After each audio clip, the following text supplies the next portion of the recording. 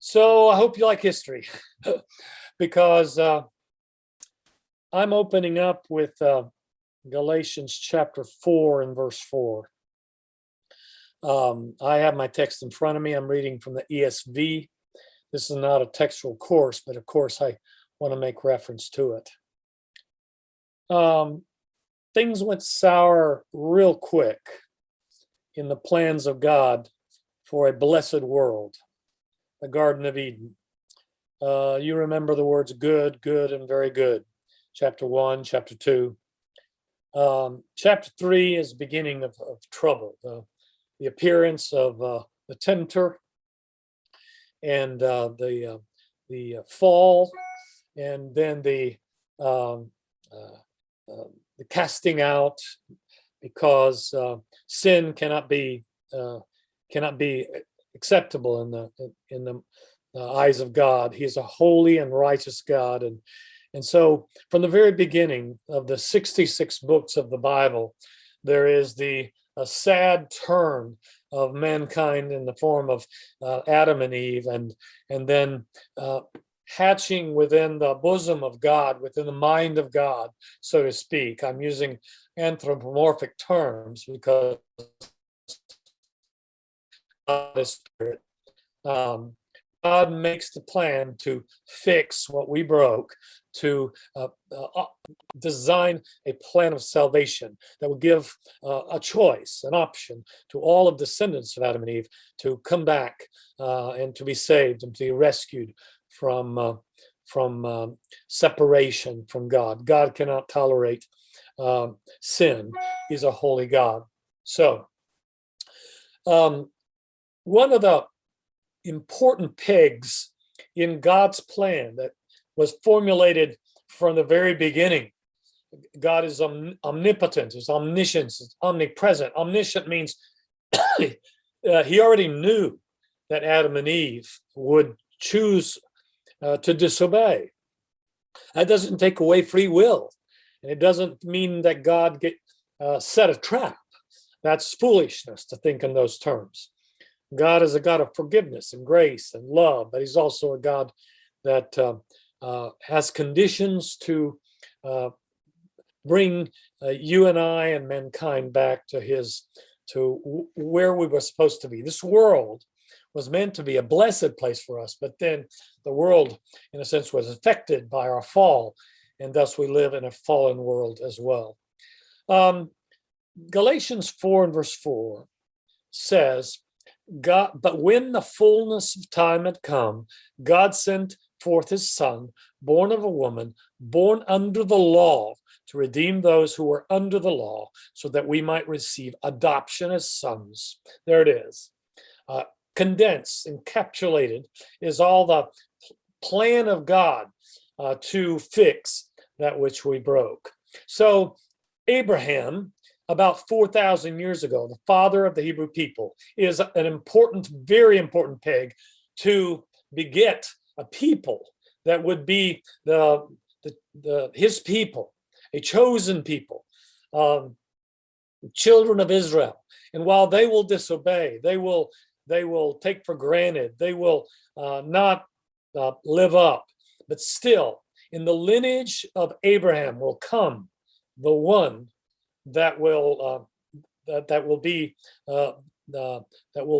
fix that which we broke. The Son of God. God takes on form and comes down to earth, and there's the story.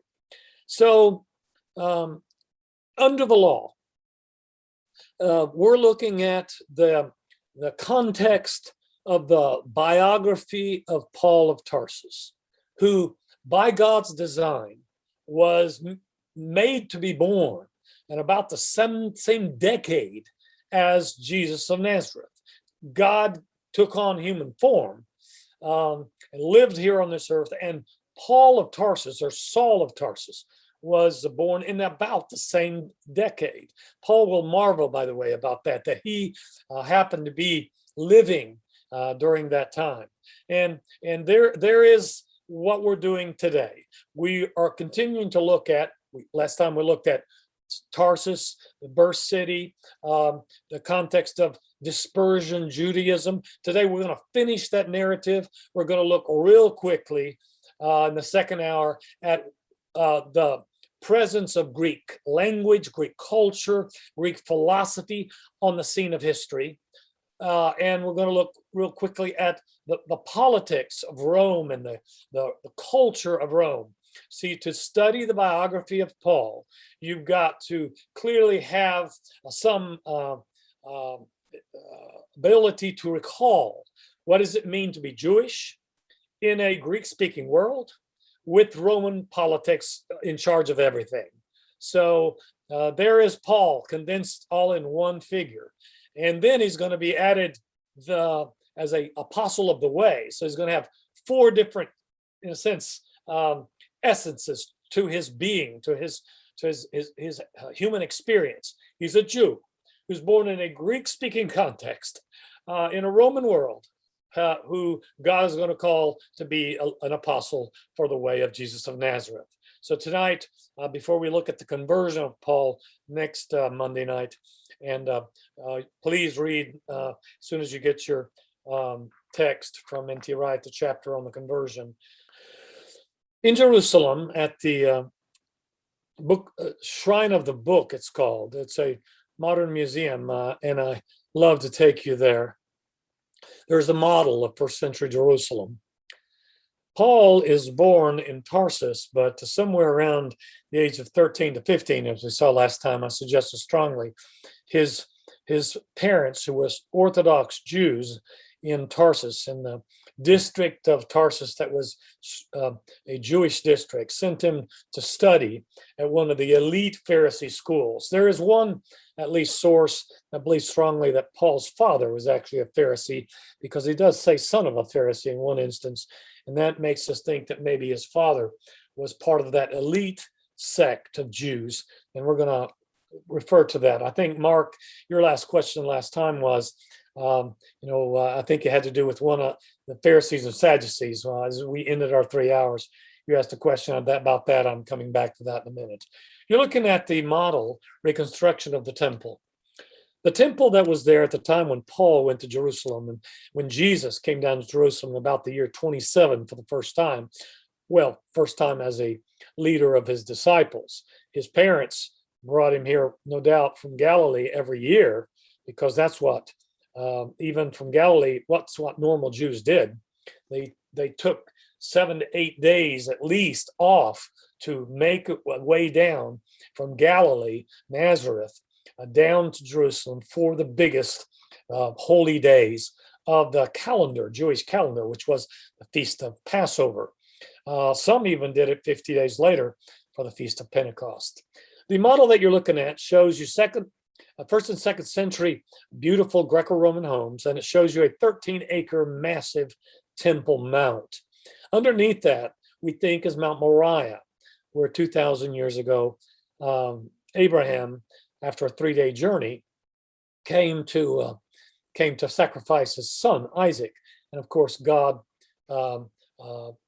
meant that as a test and never meant for human sacrifice to take place. Some say that the spot on Mount Moriah that actually where that took place, the altar that Abraham built, was right where they will put the Holy of Holies.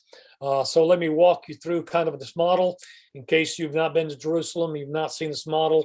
It's 16 entrances. The city of Jerusalem was about 200,000 people. That was a medium-sized, fairly large for first century world.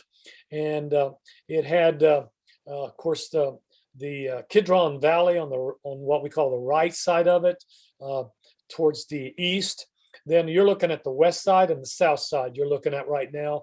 And a lot of the Jerusalem Jews took off twice a day, 9 o'clock in the morning and 3 o'clock in the afternoon, to come to do prayers inside the temple. And there was a great excitement because in the days of Paul, in the days of Jesus, the last expensive modifications had been enacted by Herod the Great, who was not that faithful, even though he was an Edomite, half Jew, half Edomite. But he was trying to buy the popularity of of the Jewish people of Jerusalem, but all the money in the world could not buy him popularity. But he spent money on decorating the final gates of the Temple Mount. The Jews were the only ones in the world that were monotheistic, single God people. All the rest of the world, the Mesopotamians, the Egyptians, the Greeks, all other great cultures, Syrians, Babylonians, Persians, they were all polytheistic. And they had many gods and many temples to each god and favorites. But not the Jews. The Jews were weird. The Jews were the one out. They were the single God people. Abraham's father, leaving Ur in Mesopotamia, his father was a polytheist. But Abraham is a monotheist, and he establishes a one God. And when God gave the law to Moses, the first commandment is there's one God. And by the way, don't use his name in vain. And don't build images to him. All the things that the pagan cultures did. The Jews did not do, or not supposed to. They'd had trouble over the last 2,000 years. Idol worship, influences of foreign cultures and hedonistic cultures and pagan gods. But the Jerusalem temple represented their uniqueness. One God, one temple in Jerusalem on Mount Moriah. And this was like a magnet for Jews throughout the dispersion. In the first century AD, more Jews, we established last time, lived outside of Palestine than lived inside of it. Jerusalem had about 200,000. There were about 6 million Jews. That's the number I'm going to use with you today in the world. Most of them lived outside, but this is the epicenter. They were a temple people, one temple people, 13 acres, gorgeous, beautiful. Make note that the Orthodox Jews of today have not been a temple people for 2,000 years, because this temple is going to last till 70 AD, and there's not going to be a stone left on top when the Romans get through with it by August of the year 70 AD. It's going to take between May and August for the Romans to utterly destroy this temple. It's the second temple. You'll find in a few textbooks they call it the third, but this is actually, by all accounts, the second temple. Remember, the first one, built by Solomon back in the 900s before Christ, had been destroyed by Nebuchadnezzar in 586 when he took, by the will of God, to punish the Jews for their arrogance, thinking that just because they had a house for him, they had built a house for him, that he had to be there. God does not stay just because we build him a big house. So there it is, beautiful as it is. Here, look at it from above, the 13 acres. There's a 9-story Holy of Holies, and a curtain that separated the Holy of Holies, in which the high priest went in once a year. Temple courtyard. Gentiles could go in there too, but only to a certain point. There was a parapet, there was a wall about up to our knees, and there were signs in 3 languages that reminded all Gentiles, you may not go past this place. Now, security inside this locality was provided by the temple guard, who were at the orders of the Sadducees, who were at the helm of whom was the high priest. The high priest could only come from the sect of the Sadducees. Okay, so security was provided in here by the Sadducees and by the temple guard. Please look over to the left. You'll see 4 towers, and that's called the Antonia Fortress. That's where the Romans were. And there were about 1,000, a garrison of about 1,000 elite soldiers there. And there was a commander there in charge. But they would lay low because they'd figured out the Jews were very skitsy. You couldn't march around in Jerusalem with symbols of Roman emperors. You couldn't use Greek coins or Roman denarii in temple worship or buying of a lamb or a dove for sacrifices. You had to change your money with money changers because pagan money was not allowed. So the Romans allowed for this very unique, and we're going to talk about the privileges that the Jews had. Here are some of the many staircases and steps to go up in there. Remember, twice a day, Jerusalem would shut down for half an hour, and they would go into the ablution fonts that were at the bottom. You couldn't enter the temple unless you were ritually clean, and that meant dunking yourself in water. They had 70 to 80 of these different mikvahs on the north side and south side of the temple. Well, they've counted up to 150 ruins of those, because you had thousands that simply poured in and out. So what we are doing is, what does it mean to be a Jew? First century AD. The Romans conquered this city in 63 before Christ. But by the time that Paul and Jesus are born, the Romans have allowed significant freedoms, and they've allowed Judaism to continue its operations as an old-fashioned religion, meaning the Romans will have a rule: no new religions. Any old religion gets put on the list of accepted religions. It's called religio licita in Latin. It means accepted religions. And Judaism is on it, because when the Romans conquer them in 63 before Christ, the general is Pompey. They were an old religion, and they let them keep the temple. And by the way, Pompey, this is the south side entrance. You've got two major doors, some of the largest doors on the south side entrance of the temple here. And then you go up the staircases. There are those two doors, and you come up the staircases that you're looking right there.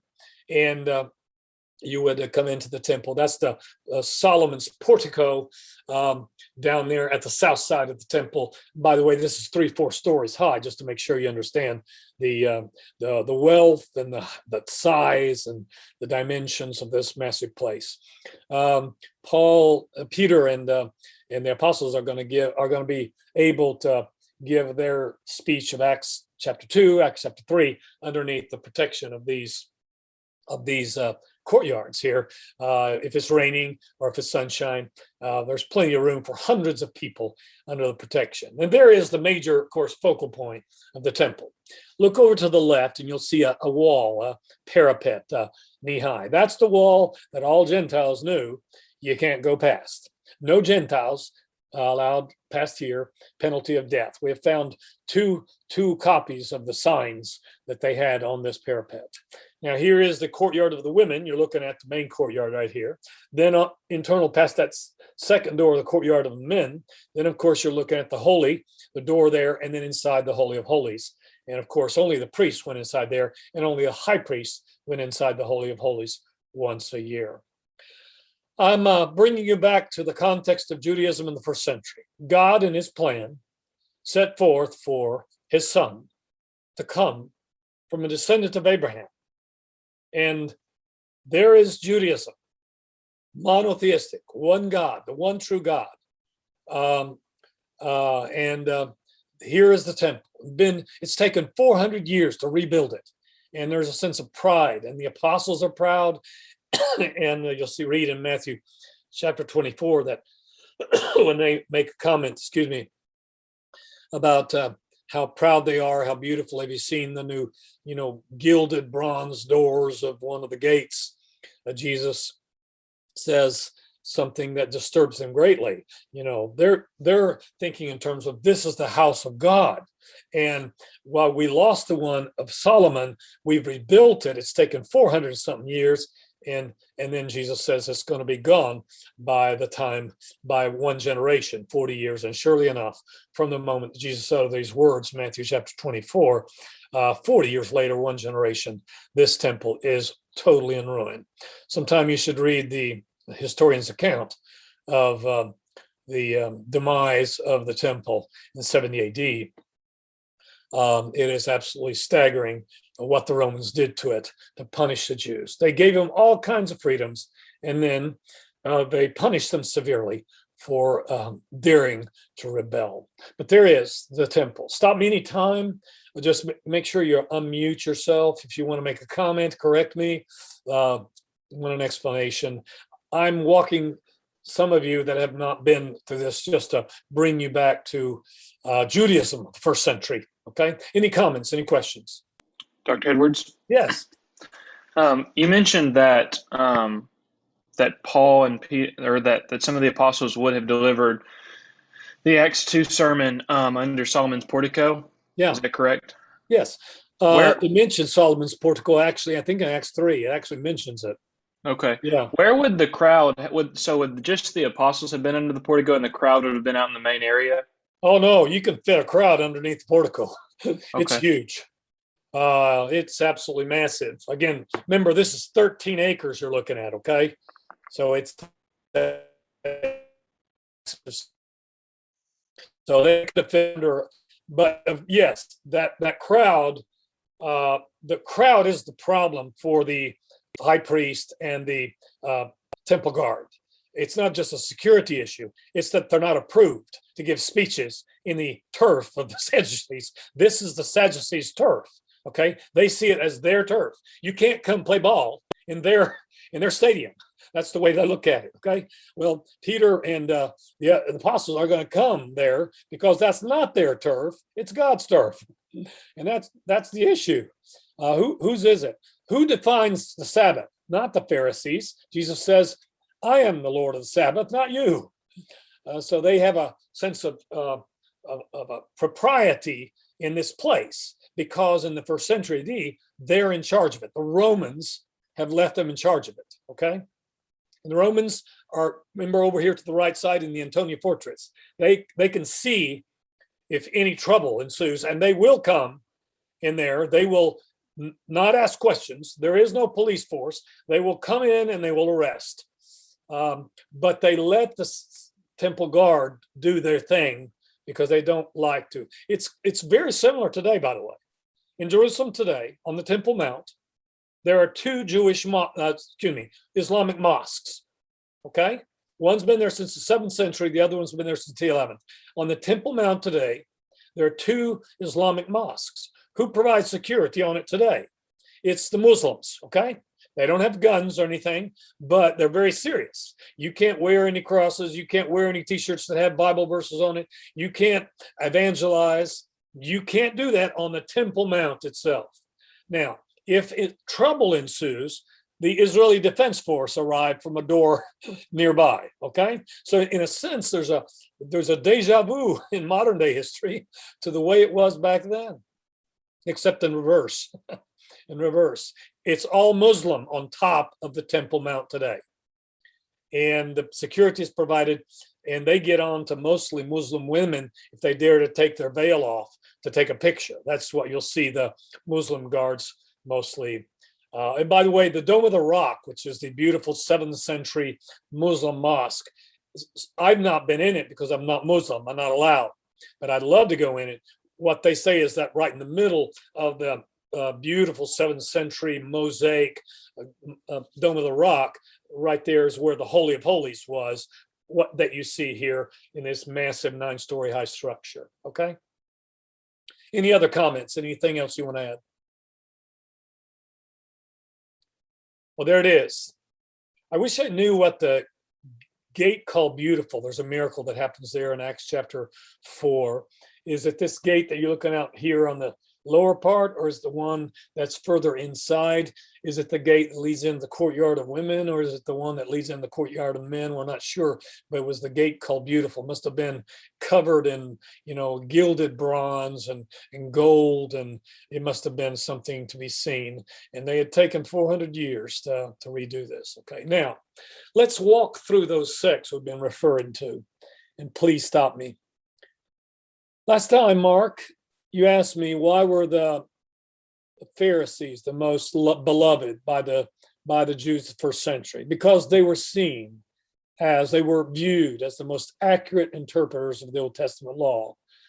They were seen as conservative. Okay, now there are going to be two types of Pharisees, but they hadn't been around for a long time. You will not find Pharisees or Sadducees in the Old Testament. They originate in the Maccabean revolt, which happens in the 160s before Christ, okay? So that's where we think the two major sects that are dominant in the time of Jesus originate, about 150 years before Jesus and Paul are born. They believe in the Torah. They memorize it, they teach it, they live it. The Torah is, of course, the first 5 books of the Old Testament, but they also study and teach their elite sect admirers of the oral law too, that is commentaries over the centuries of rabbis, great rabbis of all times. Now they believed in the resurrection and they believed in angels. You already knew that because that distinction with the Sadducees is made in the biblical text. What we are not told is that there weren't that many of them. In a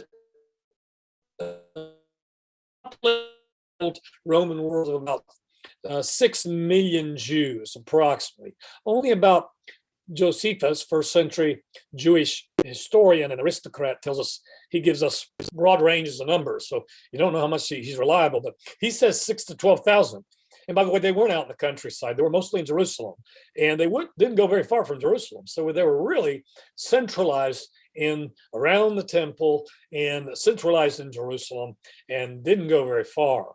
When Paul is given letters of extradition to go 150 miles north, they do have the power to go that far and arrest people, okay? So they have power. But that said, they don't go themselves, and they're kind of amazed that this young man called Saul asks to go that far, because Damascus is the confines of the promised land. And he wants to go to the edges of it to get these good-for-nothing people of the way and stop them. I need you to know those two names down below if you've not been introduced to them before. I think some of you, and I've spoken about this before, but the Pharisees have been around for about 150 years, and they have two colleges in downtown Jerusalem, what we might call a conservative college and a liberal college. At least that's kind of the way you would view them on, say, some favorite topics like divorce. They try to trip up Jesus on that topic around the area of Jericho. And here's the thing, they asked Jesus to speak on divorce when they're not even on the same page on it. The Shammai and the Hillel are two very different takes on Phariseeism of the time of Paul. The Shammai were the more conservative, the Hillel were more lenient. Paul, ironically, goes to the Hillel, okay? But please don't consider him a conservative. A liberal. That would be incorrect. It's just in terms of Judaism, they're more conservative and more liberal. They're more lenient. They will be the ones that Jesus will chastise as having added a ton of rules, even though in good intent, they're trying to legislate God's principles, and they give many details.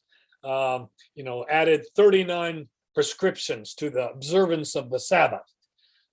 Can't go more than 6/10 of a mile. Okay, you can't rescue a sheep out of a ditch. A human being out of a ditch on a Sabbath, but you can rescue a sheep out of a ditch on a Sabbath, because otherwise the sheep will die by the next day. So Jesus will say, you don't even observe your own rules. And by the way, you're not lords of the Sabbath. He's talking to the Hillel. And Hillel's the more famous, by the way, because one of the 7 great rabbis of all times will be Gamaliel, who is the president, the grandson of the founder Hillel, and the teacher of Paul, Hillel will be. So please remember that name. Any comments on the Pharisees? Anything you want to add? So the Pharisees are the most admired, but the Sadducees are the ones in control of the temple. And the temple is the heartbeat of Israel, of the Jews. Okay, and here's a quick rundown of how they're different from the Pharisees. First of all, they don't do the prophets. When they study the Old Testament, quote from the Old Testament, it's only the Torah, the first 5 books of the Old Testament. Secondly, they're okay with the Romans. Pharisees are not really political in nature, but the Sadducees are, and they like the role that the Romans have given them. They are the aristocrats, they're the wealthy, they're the landowners. They have major, beautiful homes in downtown Jerusalem, and they are sanctioned by the Romans to maintain security in the only temple that the Jews have. So make sure you keep it. Okay, no mobs, no problems, no issues. The high priest can only come from the Sadducees. Now again, this is a development only of the last century and a half as we come to the time of Jesus and Paul. They command, give orders to the temple guard, not the Pharisees and not anybody else. They do not believe read it, okay, and the wisdom books. They don't believe in angels. They don't believe in the resurrection of the dead. And so they are a more limited view, closed view, only the Torah, okay? Genesis, Exodus, Leviticus, Numbers, and Deuteronomy. That's kind of a quick rundown of the Sadducees. Any comments here? Anything you want to add? Another sect of the Jews of the time of Jesus, there are 6 basic ones. Here they are, A through F. A and B being the ones that you recognize the most from the interaction with Jesus. In Matthew chapter 23, Jesus goes through kind of like a gauntlet of testing and questions. Sadducees and Pharisees and Sadducees and Pharisees, all of them fail because you can't catch God off guard. He already knows the answer to the questions before you came up with the question. But the Essenes are another sect of Jews, but they're not in downtown Jerusalem. They have long left Jerusalem to the Romans and to the Sadducees, and they can't stand either one, the pagan Romans or the Sadducees. The Essenes had moved out to the desert by the Dead Sea. There are some that tie in another sect of Jews at that time called the Zadokites. We don't know a lot about them, and I don't have time to spend much, but Zadokites are present even up in Damascus, where Paul, and some will venture to guess that Paul, during his days that he spent in Damascus, was influenced by a sect called the Zadokites. You'll find some scholars that try to suggest that. We have no evidence of that whatsoever. But the Essenes are end time people. We're not going to fight for Jerusalem or for the temple. We're going to wait for eschatologically the end of times, and the good guys are going to win. And they are expecting the Messiah, the one to come, but they do not believe Jesus is it. Okay, they are kind of like monks in the sense that they give up personal things. They're ascetic and become like a community. And if you can study the community that gave us the greatest archaeological find of the 20th century, biblically speaking, the Dead Sea Scrolls of Qumran. Qumran is where the Essenes are most visibly found. They're a community that's out there in the desert, and they will survive until the 2nd century. They only pop up around 2nd century BC, and they're gone by the 2nd century AD. Then the other sects, here they are. Stop me if you have something that doesn't register. The Herodians are mostly about politics.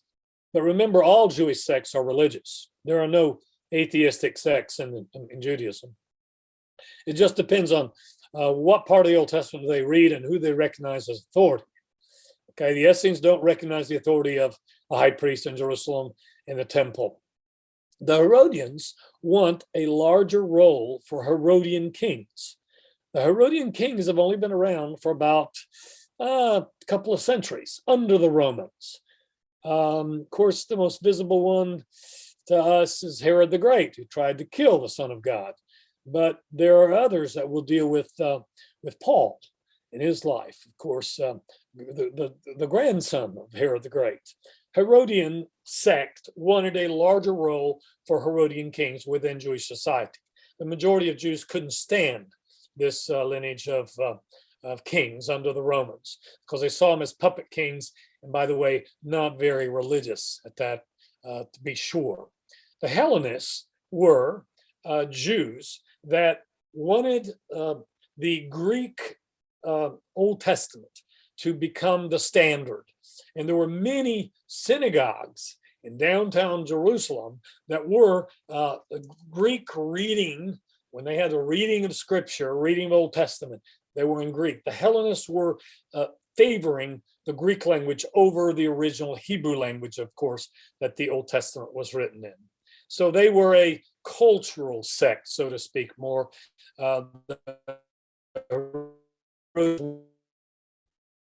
all of them were religious, including the Zealots, the terrorists. Most famous story of the Zealots, of course, is the story of Masada in 72 AD, the last contingent of rebels. Fascinating. I always go up there when I take my groups to that outcropping of a rock 1,000 feet up in the air where the Romans extinguished the last group of Jewish terrorists in 72 AD.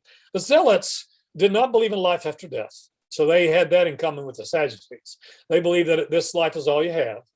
And therefore, how you live these days that we have is important. And they did believe in God, they prayed in God, but they also believed that you were supposed to pick up a weapon and kill the Romans as pagans, and in a sense,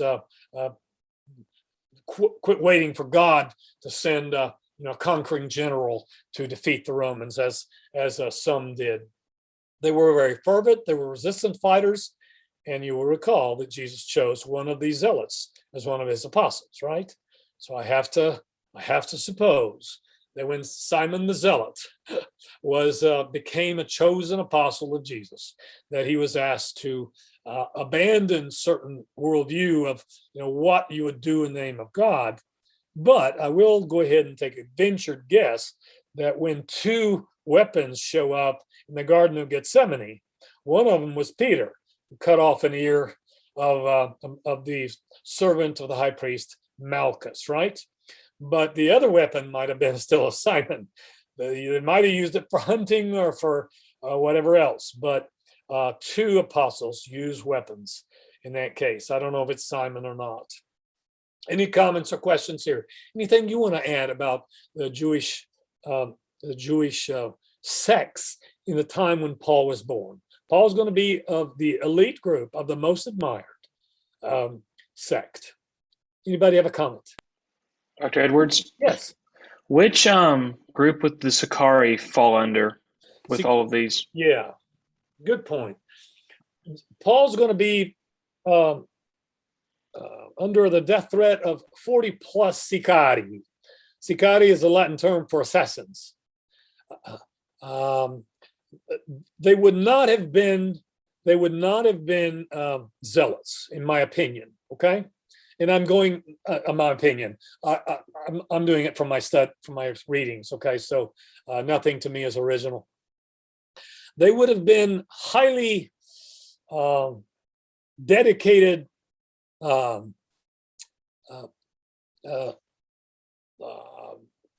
not Sadducees, so they wouldn't have been of the sect of Sadducees, but they would have been highly dedicated, so much to vow not to eat until they had, taken care of Paul. They're going to miss, thanks to a Roman commander, but that term Sicarii is there in the New Testament text as the assassins. They are Jewish assassins, but I don't think they're zealots. I don't think the zealots operate outside of the box. Outside, they don't cooperate with the Sadducees. They see the Sadducees as cooperating with the Romans. So they would not be in cahoots with the Sadducees. Does that make sense, Parker? But they would be highly zealous, assistants of the Pharisees. Why did the Pharisees or the Sadducees want to kill Paul? Because he embarrassed them to death in front of the Roman governor. He made them look like a bunch of puppets, 2-year-olds on a playground, throwing a fit. And they resented the light that Paul put them under. And I believe Paul did it on purpose. And he will be the number one most wanted by the Jewish FBI of the time. He will be on the post office as number one wanted list. But the Sicarii are not, in my opinion, the zealots. But a good question. Thank you. Anybody else? So I'm referring back to last Monday night's class. Paul was born in Tarsus, but he was a conservative Jew and conservative parents. And in the synagogues all over the world, there were hundreds of them, synagogues born out of the out of captivity as a school, would be get taught to read and write from the age of 5, and they would read and write from the Torah. The Torah was the ABCs of the Jewish society. Some of the ancient world think that the Jews were some of the most educated, and that was true because even ladies were educated in Jewish synagogues. Now they didn't have their own copy of the Torah, of course. Remember, there would be the synagogue ruler and that would read, so much was done by oral use. But by the age of 10, so they studied the Torah for the first 5 years, from 5 to 10. And then from the age of 10, they started reading the Mishnah. The Mishnah were commentaries on the rabbis through the centuries and traditions of elders. And then you would move up. They would do that for about 3 years. Then around 13, they would take the bar mitzvah. So you would become a son of commandment, become responsible, and you go from childhood to adulthood right there all in one moment. Now, that's where for most education would stop, okay? But for a few, elite, it would continue. This is where we see Paul, the most educated of all the apostles. At the age of 15, you would study the Gemara and the Mishnah, which were the two components of the Talmud. That's, again, commentaries of the Old Testament law, okay? Gemara and Mishnah, or commentaries of commentaries, okay? All that had been said through the centuries by some of the greatest rabbis about how to interpret the Mosaic law. In general, for somebody that went beyond, there was around the age of 18, the possibility of marriage. Definitely, if you're going to be on the Sanhedrin, you want your career to be part of the 70 high court of Judaism, the Sanhedrin, and you would then be assigned your calling around the age of 20. That's in general the view of a Jewish boy's education. We suppose that Paul went through all of these except for one, which is the marriage thing. No evidence that ever happened. Don't know the reason why not.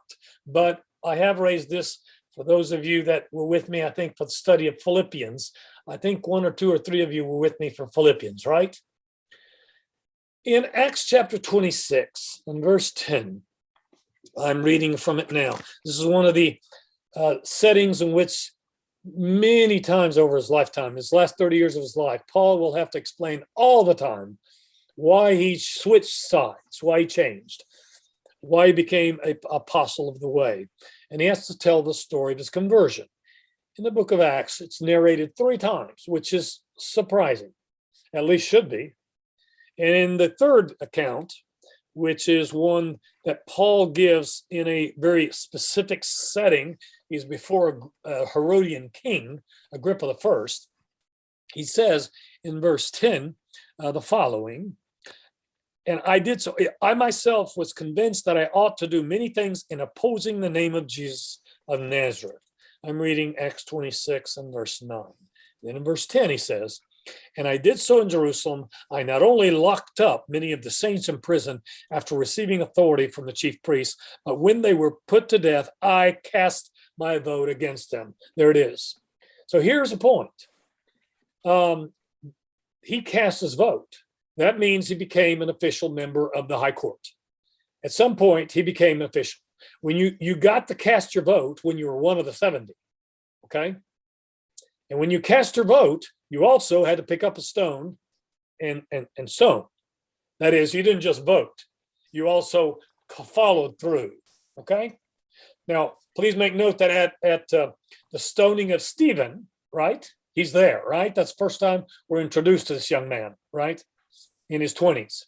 And he's holding coats. He's not casting stones. So here's what I read in that. Again, it's not unique to me. He is not yet a voting member of the Sanhedrin when he's holding the coats of Stephen. He is a voting member later on. He graduated to the high position of being one of the 70, one of the sect of Pharisees that was on the high court, because he did cast his vote. Therefore, he is responsible directly for the blood of innocent Christians.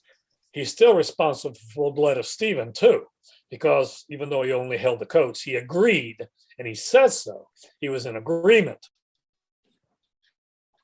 with of stoning Stephen. Now, for those of you that studied Philippians 4 and verse 3 with me, do you remember that in that last chapter of that letter written in 61, a rented house in Rome, he will mention several people of the church in Philippi, which he loves to death. And he will mention two women that had a spat. And then there's a name, or is it a name? A syntyche in the Greek. The Greek scholars don't know what to do with it.